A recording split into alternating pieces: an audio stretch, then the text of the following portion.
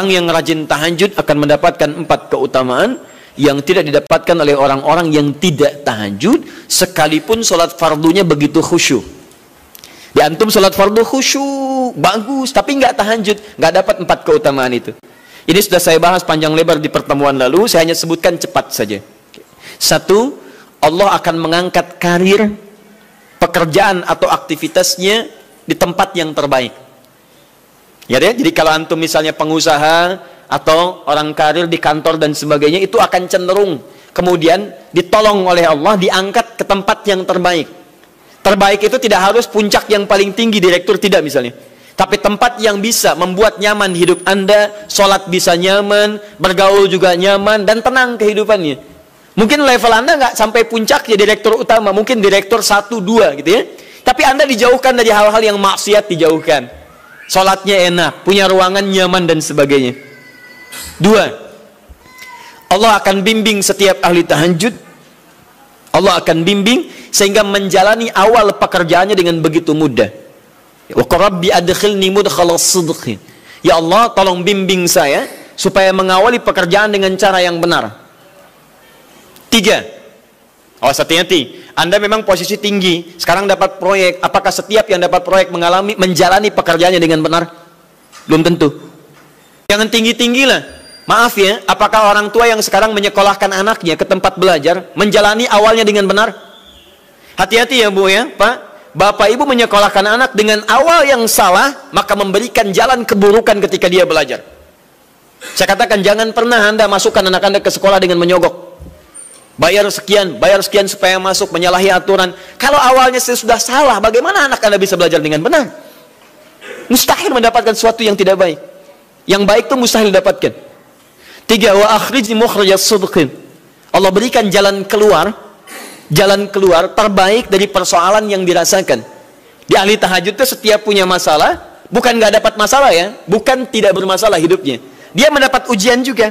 Cuman sebelum diuji, diringankan masalahnya. Sehingga seakan-akan nggak punya masalah. Padahal sama dengan yang lain, cuma saat akan dia lalui, Allah ringankan persoalannya sehingga mudah dilalui. Dan yang keempat ini yang hebat. Ya, waj'alni min ladunka sultanan nasira. Allah akan tolong langsung orang ini ketika ada lingkungan sekitar yang akan menyakiti atau menjahilinya. Kalau diisengi orang, diganggu orang dan sebagainya, ini orang-orang seperti ini langsung mendapatkan perlindungan dari Allah Subhanahu wa taala. Ada satu kali, ini kisah nyata, seorang saleh ahli tahajud, sampai saking ahli tahajudnya tidak ingin meninggal. Ini sangat nyata kisahnya dan tidak mengarang. Satu kali Pak, kemudian malam-malam dia perjalanan dengan rombongan. Sekarang lihat apa yang beliau sampaikan. Begitu datang harimau itu, perhatikan ahli tahajud ini. Dia ingat dengan janji Allah. Dia ingat dengan janji Allah. Perhatikan baik-baik ya. Kalau Anda sudah punya kebiasaan Qur'ani dalam jiwa Anda, maka ayat itu akan hadir membimbing Anda dalam setiap kesulitan Anda. Apapun itu. Nabi Yusuf dekat dengan Allah. Ketika digoda muncul ayatnya. Laula arra'a burhana rabbi. Kalau bukan melihat petunjuk dari Rabbnya, niscaya ada sesuatu yang buruk terjadi kepadanya. Tapi Allah jaga beliau. Lihat baik-baik teman-teman. Begitu melompat harimau itu, kemudian dia katakan dalam jiwanya. Lihat kalimatnya. Ya khalqallah. Hei makhluk Allah. Dia tidak katakan ya namar, hei harimau, tidak. Kalau disebutkan harimaunya, menunjuk pada zatnya. Tapi dia lekatkan makhluk ini kepada penciptanya. Hei makhluk Allah. Ya khalqallah, hei makhluk Allah. Jika saya memang rizki yang telah Allah tetapkan untukmu pada saat ini, maka saya ridho untuk engkau makan, silakan, tidak ada masalah. Kalau Allah tetapkan saya sebagai rizki untukmu pada saat ini, silahkan. Tapi kalau saya bukan menjadi rizki yang telah Allah tetapkan untukmu pada saat ini, maka jangan coba-coba ganggu ibadahku hari ini. Lihat kalimatnya, bukan jangan makan aku. Ingat, bukan jangan makan aku. Jangan coba-coba ganggu ibadahku saat ini, atau aku akan mohonkan pada Allah penciptamu untuk menghancurkan engkau saat ini juga.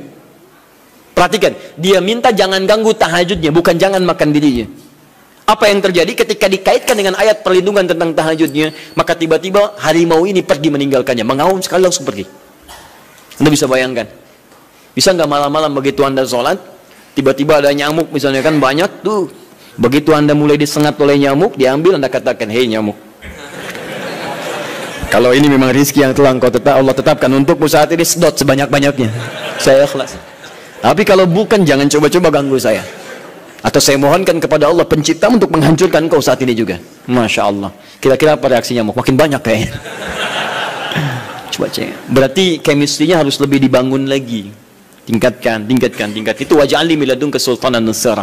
Nah, maka teman-teman sekalian, dari 4 ini, kemudian Nabi menguatkan tentang itu sampai muncul ayat-ayat khusus dari Al-Quran untuk memberikan jaminan-jaminan. Ini tambahannya. Yang kelima, ini yang belum saya sampaikan pertemuan lalu. Kelima,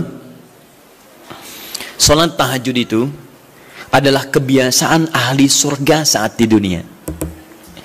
Jadi kalau Anda ingin melihat ahli surga yang hadir di dunia, salah satunya lihat kebiasaan salat malamnya. Bukan nonton bola. Dan tidak dikalahkan oleh bola. Dia nggak peduli mau Kroasia menang 2-1 lawan Inggris, dia nggak peduli. Ya, mau Prancis menang 1-0 lawan Belgia, dia nggak peduli. Pokoknya terserah, yang penting juaranya Prancis misalnya gitu kan. Tidak. Dia nggak peduli, mau siapapun nggak ada masalah. Dan tidak dikalahkan. Jadi kalau Anda ingin melihat kebiasaan ahli surga saat di dunia, lihat kebiasaan malamnya. Kalau dia bangun dan mengalahkan semua kebiasaan malam ahli dunia, maka itulah ahli surga. Salah satu kebiasaannya. Ya, kalau nanti turunan dari tahajud yang muncul, nanti saya terangkan. Yang berhasil tahajud, ciri-cirinya begini. Jadi jangan dilihat setiap yang malam sholat, itu disebut ahli tahajud. Belum tentu, ada ciri-cirinya. Tapi ciri yang pertama, yang melekat kuat, kelihatan nampak, pertama adalah, ciri ahli surga, dia memiliki kecenderungan untuk sering bangun malam. Dalilnya Quran surah ke-51, ayat 15, sampai dengan ayat ke-17-nya. Innal muttaqina fi jannatin wa 'uyun. Sungguh di antara orang takwa itu nanti akan ada yang mendapatkan hadiah taman surga. Apa keistimewaannya? Akhidhina ma atahum rabbuhum innahum kanu qabla dzalika muhsinin. Sungguh kebiasaan mereka itu saat di surga, keutamaan surga, taman surga ini, mereka akan langsung mendapatkan semua kenikmatannya dari Allah langsung. Kalau surga lain diberikan lewildanun mukhalladun, pelayan surga. Dikala antum ikhwan oleh bidadari surga, yang akhwat oleh pangeran-pangeran surga. Ganteng cantiknya nggak usah dibayangkan, tak terlukiskan. Ada hurun in, ada seperti mutiara, ada seperti berlian, oh, indah sekali. Dan kata Nabi, mala ainan ra'at wala udhunun sami'at wala khatara ala qalbi bashar. Ya, nggak pernah dilihat di bumi.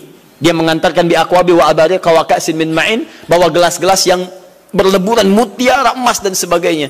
Nggak seperti ini, nggak ada merek Akhir TV di sana nanti. Ya, semuanya indah. Tapi nggak terbayang.